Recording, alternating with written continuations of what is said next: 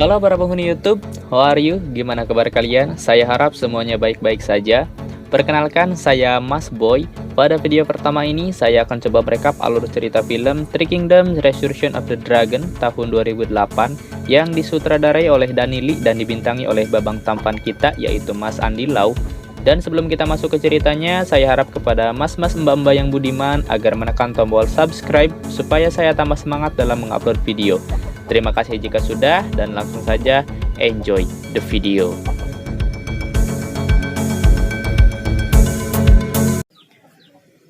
Film ini berlatar pada tahun 228 sebelum Masehi, di mana pada masa itu tiga negara saling berperang satu sama lain untuk menjadi penguasa seluruh daratan Cina.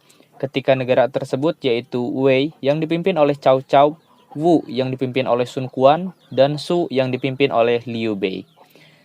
Di awal film kita diperlihatkan dua lelaki tua tengah memperhatikan medan perang yang sudah dipenuhi dengan mayat prajurit. Diperlihatkan pula seorang wanita beserta pasukannya yang bersenjata lengkap dan siap untuk berperang, dan kisah pun dimulai. Scene berpindah pada 35 tahun yang lalu, di mana kerajaan Su tengah melakukan perekrutan prajurit. Dan ini adalah Luo Ping'an. Dia adalah semacam HRD di tempat tersebut. Kemudian datang seorang pria gagah perkasa yang hendak mendaftar menjadi seorang prajurit. Ping'an pun mengajukan pertanyaan, "Apakah kau pikir kita bisa menang di perang ini?" Pria itu pun menjawab bahwa seorang pria bisa menang dengan takdirnya. Dan kita pun bisa menebak siapa dia. Ya, dia adalah pahlawan sekaligus tokoh utama di film ini, yakni Zhao Zilong. Para prajurit itu pun mulai bekerja membangun sebuah benteng pertahanan di mana tersiar kabar bahwa pasukan dari kerajaan Wei akan datang menyerang. Ketika Jilong sedang beristirahat sambil memakan roti tawar buatan Ce Ani, Ping'an pun datang menghampiri kemudian menunjukkan selembar peta, di mana pada peta tersebut ia menunjukkan sebuah lokasi desa bernama Changshan yang ternyata mereka berdua berasal dari desa tersebut. Disinilah keakraban keduanya mulai terjalin, bisa dilihat ketika dengan watadosnya Ping'an merebut roti milik Jilong dan kemudian memberikan peta tersebut sebagai gantinya. Sementara dari kejauhan mereka melihat pasukan Wei yang sudah tiba dan tak lama lagi akan sampai di benteng mereka. Di sebuah bangunan di dalam benteng, Ping'an dan semua prajurit menemui seorang pria tua yang duduk di hadapan sebuah peti misterius. Ketika Ping'an membuka peti tersebut, betapa kagetnya dia. Ternyata isinya adalah setumpuk potongan telinga manusia yang dikirimkan pasukan Wei dengan tujuan untuk menggoyahkan mental musuh. Kemudian pria tua tadi pun berkata bahwa pasukan Wei akan menyerang mereka besok pagi, dan ia menyarankan agar Ping'an bergerak cepat dan mendahului menyerang musuh malam itu juga. Awalnya Ping'an menolak, karena mengingat pasukan musuh yang berjumlah 10.000 orang, sementara mereka hanya berjumlah 1.000 orang. Namun pria tua tadi mengatakan bahwa malam ini akan terjadi badai sehingga itulah satu-satunya kesempatan mereka untuk menang. Setelah mengetahui bahwa pria tua itu adalah Zhuge Liang, seorang penasehat perang kerajaan yang sangat jenius, akhirnya Ping'an, Zilong, beserta prajurit yang lain menyetujui rencana tersebut. Penyerangan pun dimulai, di mana pasukan Ping'an yang berkuda, lengkap dengan topeng khas mereka, mulai menggempur kemah pasukan Wei dari berbagai sisi. Dikarenakan hujan yang lebat dan pasukan Wei yang tidak siap, sehingga mereka pun kalang kabut menghadapi musuh yang menyerang tiba-tiba. Ping'an pun bertarung dengan jenderal pasukan Wei, di mana ketika Ping'an hampir kalah, Zilong dengan sigap segera menolong dan mengalahkan jenderal tersebut. Mengetahui jenderalnya telah kalah, pasukan Wei pun pergi melarikan diri. Peristiwa itu membuat Cao Cao, pemimpin kerajaan Wei, murka dan memimpin sendiri pasukannya untuk menggempur kerajaan Su. Dikarenakan hal tersebut, penduduk Su pun terpaksa mengungsi ke sebuah tebing bernama Phoenix. Di sini kita diperkenalkan dengan Liu Bei, pemimpin dari kerajaan Su, beserta dua jenderalnya yakni Guan Yu dan Zhang Fei. Atas keberhasilannya mengalahkan musuh, Ping'an pun dipercaya untuk mengawal keluarga kerajaan, sedangkan Zilong hanya mengawal rakyat biasa. Namun karena kecerobohan yang dilakukan Ping'an, membuat keluarga kerajaan yang terdiri dari istri dan anak Liu Bei harus tertangkap oleh musuh. Hal itu membuat Zhang Fei marah dan menyerang Ping'an dengan tombaknya. Namun tanpa disangka Zilong menangkisnya dan berkata, "Sebelum membunuhnya, kau harus membunuhku dulu." Akhirnya pertarungan keduanya pun tak bisa dihindarkan, di mana Zhang Fei yang seorang jenderal melawan Zilong seorang prajurit biasa. Awalnya pertandingan mereka cukup seimbang hingga Guan Yu yang bermaksud melerai termakan emosi dan ikut menyerang Zilong. Tanpa diduga, Zilong dengan tombaknya mampu mengimbangi dua jenderal tersebut. Akhirnya Liu Bei pun turun tangan dan menghentikan pertarungan tersebut sambil memuji keahlian bertarung Zilong. Zilong pun menawarkan diri untuk menolong keluarga raja dan meminta agar Ping An tidak dihukum. Lalu Liu Bei pun setuju dan memberikan zirahnya kepada Zilong. Zilong pun berangkat didampingi Guan Yu dan Zhang Fei yang bertugas mengamankan jalan pulang untuknya. Ketika Zilong menemukan rombongan raja, ternyata mereka semua telah tewas termasuk istri Liu Bei dan hanya menyisakan seorang bayi yang ternyata bayi itu adalah raja muda alias anak Liu Bei. Akhirnya Zilong menggendong sang bayi dan bergegas memacu kudanya untuk pulang. Namun tanpa diduga, Guan Yu dan Zhang Fei terdesak dan memutuskan untuk mundur, yang berarti Zilong ditinggalkan sendirian di tengah pasukan musuh. Sehingga ketika Cao Cao melihat Zilong, ia pun memerintahkan pasukannya untuk menangkap Zilong hidup-hidup. Namun bukan Zilong namanya jika ia harus tertangkap dengan mudah. Didampingi kuda sembrani miliknya, ia pun menyerang pasukan musuh hingga satu persatu dari mereka berguguran.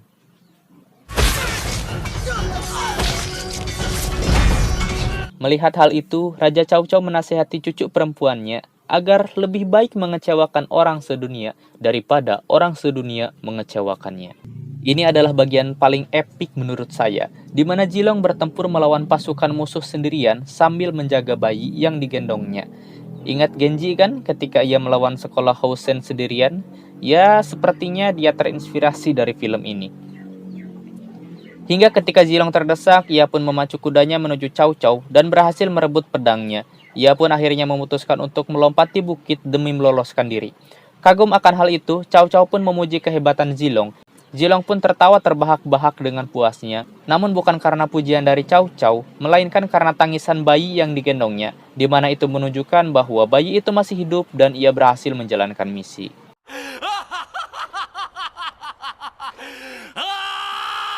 Atas keberhasilannya tersebut, Zilong pun diangkat menjadi pasukan elit kerajaan dan menjadi seorang pahlawan, terutama bagi desanya. Ia pun disambut dengan begitu meriah. Sebelum kembali untuk menjalankan tugas, ia pun menemui kekasihnya dan makan malam bersama. Di sini kalian harus kecewa, karena kenapa? Ya, Zilong tidak melakukan apapun selain makan.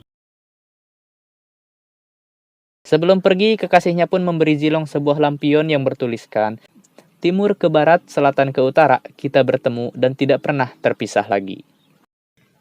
Tahun demi tahun, Zilong lalui dengan berperang melawan pasukan Wei, dan karena keahlian serta kehebatannya, ia selalu berhasil memenangkan pertempuran.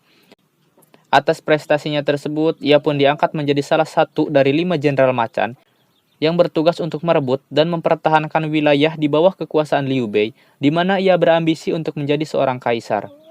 Kelima jenderal tersebut ialah Guan Yu, Zhang Fei, Ma Chao, Huan Zhong, dan Zilong.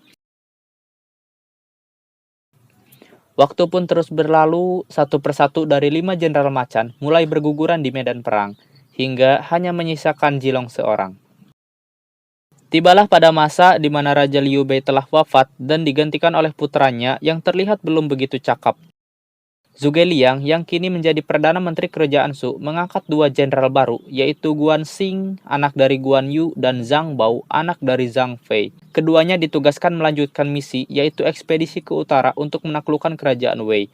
Namun agaknya, kedua jenderal baru tersebut tidak sekompak ayahnya dulu, di mana ketika Zhuge Liang memberikan stempel kerajaan, mereka justru berebut dan merasa paling berhak menerimanya. Hingga saat hendak berkelahi, Zilong pun datang dan melerai mereka.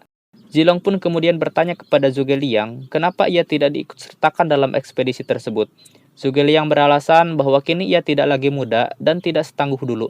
Zilong menyangkal dan mengatakan bahwa ini adalah pertempuran terakhirnya sebelum ia pensiun.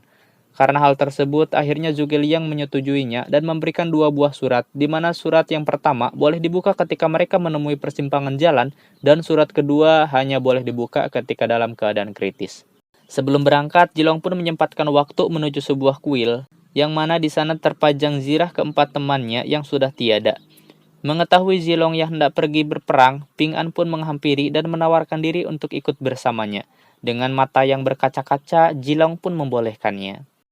Berangkatlah mereka menuju medan perang, dan ketika menemui sebuah persimpangan jalan, surat pertama pun dibuka, yang isinya adalah sebuah perintah untuk membagi pasukan menjadi dua dan menyusuri masing-masing jalan. Akhirnya Guanxing dan Zhang Bao mengambil jalur yang lebih kecil, sementara Zilong, Ping An, dan Deng Zi mengambil jalur satunya. Di pertengahan jalan, rombongan Zilong berpapasan dengan pasukan Wei yang dipimpin oleh Jenderal Han De. Han De yang meremehkan kemampuan Zilong bertindak ceroboh dan menyuruh keempat putranya untuk melawan Zilong. Hal itu tentu sangat fatal mengingat Zilong mempunyai kemampuan dan pengalaman jauh di atas mereka. Dan sudah bisa kita tebak, keempat anak Han De akhirnya harus tewas di tangan Zilong. Han De yang merasa terpukul menarik mundur pasukannya. Namun ternyata itu adalah taktik perang untuk menuntun Zilong menuju sebuah perangkap. Sadar bahwa mereka sudah dijebak dan dikepung dari berbagai penjuru, Deng Zi pun curiga adanya seorang pengkhianat yang sudah membocorkan lokasi mereka kepada musuh. Karena terdesak, mereka pun memutuskan untuk berlindung di sebuah tebing bernama Phoenix. Ya, tempat itu adalah tempat yang sama ketika Raja Liu Bei mengungsi.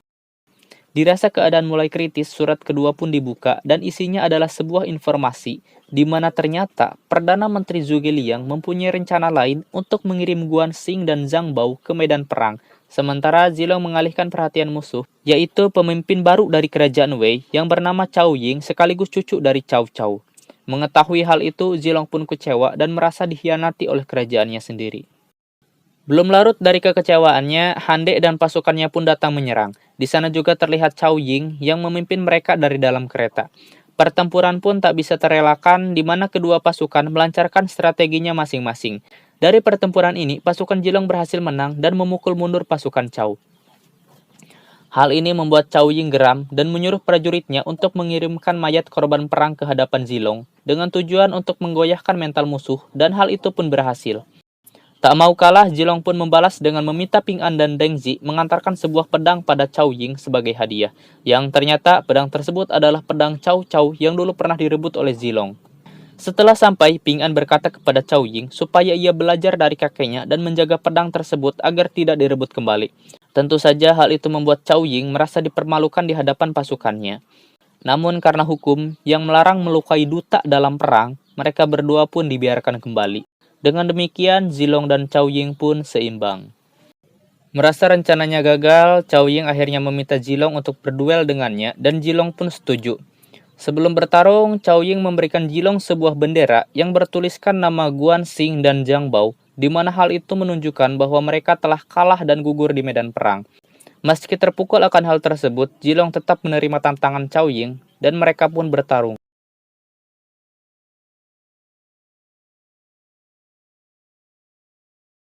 Awalnya pertarungan berjalan seimbang, hingga ketika seorang prajurit membantu Cao Ying untuk menyerang, Zilong pun terdesak. Melihat hal itu, Ping An pun dengan sigap melemparkan sebuah busur panah yang kemudian digunakan Zilong untuk mengalahkan Cao Ying. Kembali, pasukan Cao Ying harus mundur karena kekalahannya. Namun tanpa disangka, ternyata Zilong mengalami luka yang cukup parah, di mana sebuah anak panah menancap di perutnya. Ketika Deng Zi hendak mencabutnya, Zilong melarang dan memintanya untuk tidak memberitahukan hal ini kepada siapapun. Ia takut prajuritnya akan khawatir akan kondisinya tersebut. Kemudian Zilong mengambil sesuatu dari sakunya dan memberikan kepada Ping An, yang ternyata itu adalah peta pemberian dari Ping An dulu. Ini menunjukkan bahwa meskipun Zilong sudah menjadi seorang jenderal, namun ia tetap rendah hati, tidak sombong, dan rajin menabung. Sementara di sisi lain, Cao Ying tengah bersiap untuk melancarkan serangan selanjutnya. Ia berencana untuk mengorbankan prajuritnya dengan memasukkan bubuk peledak di atas kuda perang. Hal ini sejalan dengan apa yang dinasihatkan kakeknya dulu, bahwa lebih baik mengecewakan orang sedunia daripada orang sedunia harus mengecewakannya. Melihat pasukan musuh mulai bergerak, Deng Zi beserta ketiga saudaranya meminta izin untuk memimpin perang sampai titik darah penghabisan. Ia ingin mengabdi kepada Zilong, seorang jenderal yang amat ia kagumi. Akhirnya pertempuran pun terjadi. Pasukan Zilong dipimpin oleh Deng Zi, sementara pasukan Cao Ying dipimpin oleh Han De. Keduanya bertempur habis-habisan hingga pada satu titik Cao Ying menjalankan rencananya dengan menembakkan panah api ke pasukan berkudanya. Hal itu menimbulkan ledakan yang dengan cepat membinasakan semuanya termasuk Deng Zi dan Han De. Scene ini merupakan scene yang sama di awal film, di mana ternyata dua orang tua tadi adalah Zilong dan Ping An yang tengah meratapi pasukannya yang telah gugur. Setelah pertempuran selesai dan tak ada lagi pasukan yang tersisa di kubu Zilong, Ping An secara tiba-tiba mengakui bahwa ialah yang telah berkhianat dan membocorkan informasi ke pihak musuh. Dengan imbalan, ia akan diangkat menjadi seorang jenderal. Ternyata selama ini Ping An selalu iri atas keberhasilan Zilong. Meski demikian, Ping An tetap meminta maaf dan menyesali perbuatannya. Namun, apa mau dikata, nasi sudah menjadi lontong.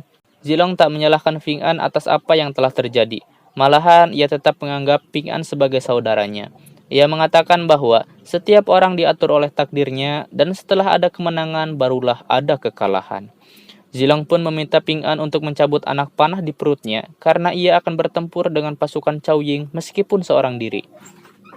Momen dramatis pun terjadi di mana Zilong yang menunggangi kuda sambil membawa tombaknya berlari menuju pasukan Cao Ying yang diiringi tabuhan drum militer oleh Ping An. Dan film pun selesai.